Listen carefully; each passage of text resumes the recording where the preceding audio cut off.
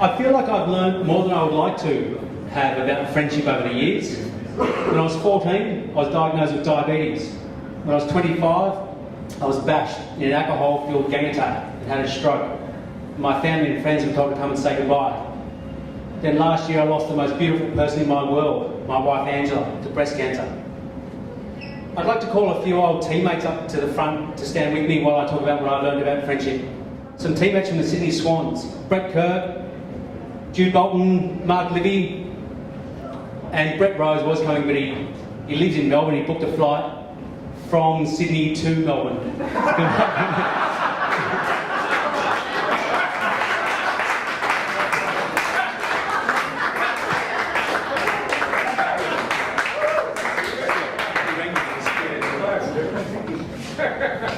I haven't seen Brett Kirk since we last played a game of footy with him in 1999.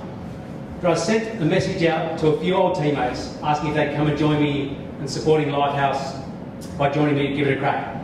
And Kirky just sent me a really short message back saying, I'd love to come and help support Lighthouse. Count me in. I think I underestimated the value of friendship when I was younger. The four of us never had any conversation in the locker rooms at the SCG that changed the course of history, solved the problems of the world, or the mysteries of the universe. We always said g'day, but we always just talked about how the weather was, how's your mother's ducks, that sort of stuff. At the time I thought they were just really trivial, and had we not had those conversations, the world would have gone on just fine, as it was. But looking back in hindsight, they're some of the most important conversations in my life.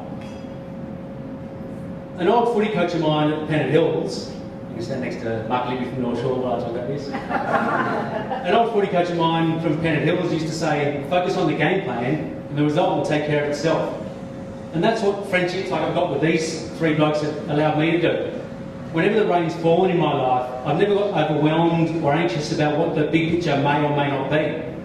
I've just focused on what's on my plate, given it 100%, and had faith the result will take care of itself.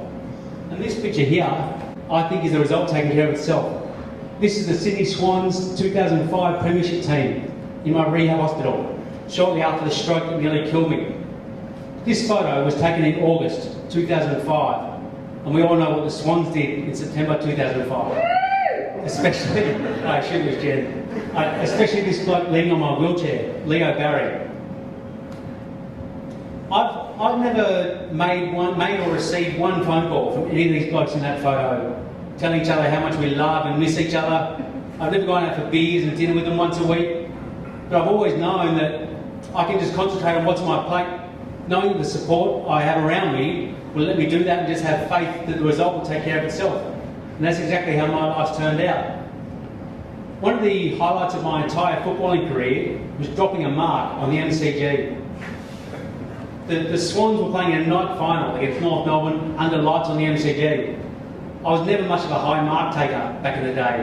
I was too clumsy. I thought I'd knee people in the ribs or the side of the face, so I rarely even tried. But this night, a North Melbourne guy kicked the ball long down the wing to a pack that had formed in front of me and myself. I thought, I have a chance here. So I ran up towards the pack, jumped up, put my knee in the air, and when it was a couple of centimetres away from the guy from North Melbourne, he jumped in the air. So I've gone up even higher, and the crowd's gone, oh, oh! And I've never been so exhilarated in my whole life. I stood there, sorry, I still don't stand there, I floated there on one knee. I was looking around the crowd, MCG going ballistic, under lights, playing in a final for the Sydney Swans. In hindsight, I probably should have been concentrating on what I was doing. I don't think I can put my arms up to try and catch the ball. So I was looking around like this, and the ball just sat me on the chest and rolled on the ground. That feeling of exhilaration though, and when I look at that picture, that feeling of exhilaration is matched by how I feel when I look at that picture. And these three blokes standing up here with me right now, and all you guys in the room tonight, those really small friendships and those really small conversations are so important in life. And I really feel it when I look around at the blokes and the girls around me tonight. So thank you all so much for coming out. Now I only have one request of you all tonight. I just want you to have a good night with good people at what I guarantee is going to be a good event. So thank you very much.